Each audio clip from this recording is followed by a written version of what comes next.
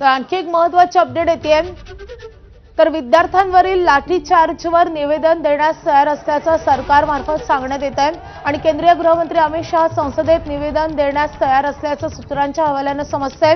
जेव्हा रांचीमध्ये त्याच गोष्टीची पुनरावृत्ती होते तेव्हा आता केंद्रीय गृहमंत्री अमित शहा संसदेत निवेदन देणार असल्याचं समजतंय।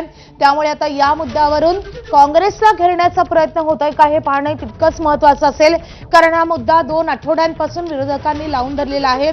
अमित शहा जवाब दो असं विरोधक वारंवार म्हणतात। याच मुद्द्यावर विरोधक अडून बसलेले आहेत आणि त्यामुळे संसदेच्या दोन्ही सभागृहाचं कामकाज काही सुरळीत होऊ शकत नव्हतं।